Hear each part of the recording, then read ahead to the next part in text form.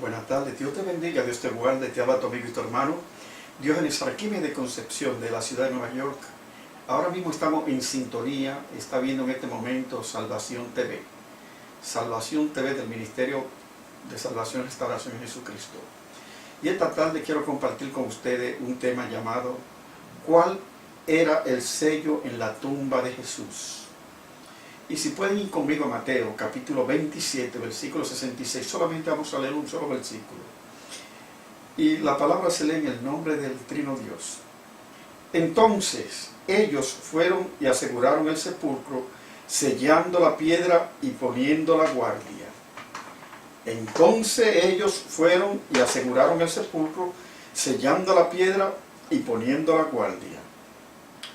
Nótese que luego, lo que dice el versículo, luego de la crucifixión, el cuerpo de Jesús fue puesto en un sepulcro nuevo, cuya entrada fue asegurada con una gran piedra. Entonces, los líderes se reunieron con Pilatos para que la tumba tuviera la máxima seguridad posible e impedir que los discípulos, según ellos, robaran el cuerpo de Jesús y proclamaran la resurrección, para que no pudieran proclamar la resurrección. Pero Pilato entonces procuró dos medidas. La medida número 1, primero envió guardia. Y la segunda medida, selló la piedra que tapaba las entradas del sepulcro. Dice la Biblia, como acabamos de leer, entonces ellos fueron y aseguraron el sepulcro, sellando la piedra y poniendo la guardia. Nótese, la pregunta que tenemos que hacerlo en esta tarde o en este día, ¿cuál era el sello? ¿Cuál era este sello? Segunda pregunta, ¿cuál era la importancia de este sello? Tercera pregunta, ¿por qué se decidió sellar la tumba? Todos estos detalles lo entregan los libros de John Mather. En su libro de evidencia que sigue el veredicto, lo explica que el sello de la tumba consistía en una cuerda o una soga atada cruzando la piedra, agarrando que tapaba la entrada del sepulcro. La cuerda era adherida en los extremos de la roca por medio de un sello de arcilla, tal como en el foso de los leones que vemos en el libro de Daniel, capítulo 6, versículo 17, que se puso una piedra, se reunieron con el rey, los gobernadores, y en base a eso, entonces acordaron sellar la piedra. Con un sello, con el anillo del rey, se le ponía una masilla en forma de una masilla, y entonces se tomaba el anillo del rey junto con los anillos de los gobernadores y se sellaba, y nadie podía quitar ese sello de esa tumba. Ahora, ¿cuál es la importancia de este sello? Este sello radicaba en la representación del imperio romano y de la ley romana. O sea, la ley era aplicada en su totalidad. Así como abrió el Nuevo Testamento, el siglo I, era necesario romper el sello imperial. Así también era necesario romper el sello romano para abrir el sepulcro de Jesús. O sea, eran dos sellos. Uno, el imperial del imperio, y otro, el sello romano. Entonces eran dos sellos que se sellaba esa tumba, nadie podía abrir, nadie podía tocar, pena de muerte a aquel guardia que esa tumba fuera abierta. O sea, no había forma de romper el sello, por lo que tenía la función de prevenir el robo del cuerpo de Jesús, tal como pensaban los líderes judíos en Mateo capítulo 27, 61 y 66.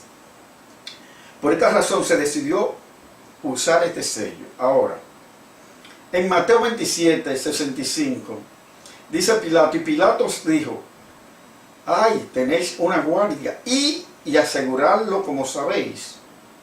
Entonces ellos fueron y aseguraron el sepulcro, sellando la piedra y poniendo la guardia.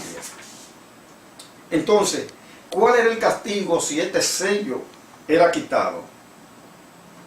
Por romper este sello brutalmente. En su libro El cristianismo de la historia o farsa, se nos dice una vez que el sello era roto. Se llamaba, era como decir, llamar al FBI de Estados Unidos, al FBI, y había una, ¿qué cosa? Una investigación completa de por qué se violó la ley de romper el sello. Ellos se preocupaban de buscar responsables. Si eran capturados, el castigo era la crucifixión inmediata con la cabeza hacia abajo, como se acostumbraba, para que las entrañas del cuerpo bajaran hacia la garganta, y era de castigo. El castigo era más torturoso, era más fuerte el castigo, agarrando los pies a la persona por los pies y poniendo la cabeza hacia abajo. Entonces era un castigo cruel, donde la persona, el individuo, moría por el castigo. De esta manera, la gente temía romper el sello, y mucho más, los discípulos que estaban escondidos por miedo a que los judíos lo descubrieran, como dice Juan capítulo 20, 19, tenían que esconderse con ese propósito, porque si no el castigo era para ellos. Entonces el Evangelio de Mateo relata que la tumba de Jesús fue asegurada con sellos romanos para demostrar que no podía haber una confabulación de los guardias, tampoco la osadía de los discípulos para robar el cuerpo. ¿De quién? De Jesús.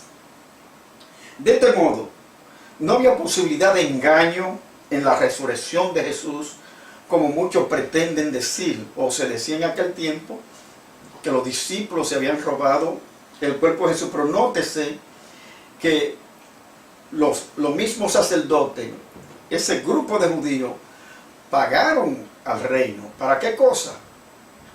Para que los guardias mintieran y dijeran que se había robado el cuerpo. Entonces los guardias del sepulcro, el rompimiento del sello y la tumba vacía demuestran irrefutablemente que Jesús resucitó de entre los muertos, como hoy sabemos, como hoy adoramos, como hoy celebramos la resurrección de Jesús. Todos los días debemos de celebrarla, porque es un hecho trascendental en la historia.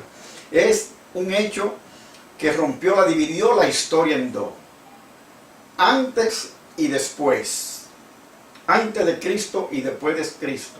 O sea, ningún ser humano en la tierra ha roto la historia en dos partes iguales, un antes y un después. Bueno, queridos amigos, Dios les bendiga. Hemos llegado en este momento a este segmento y hemos visto, por lo que dice la Biblia, que Jesús está resucitado, está vivo y está a la diestra del Padre. Y nosotros que amamos, nosotros que estudiamos la Escritura, nosotros que seguimos a Jesús, damos fe y testimonio. ¿Por qué? Porque somos creyentes.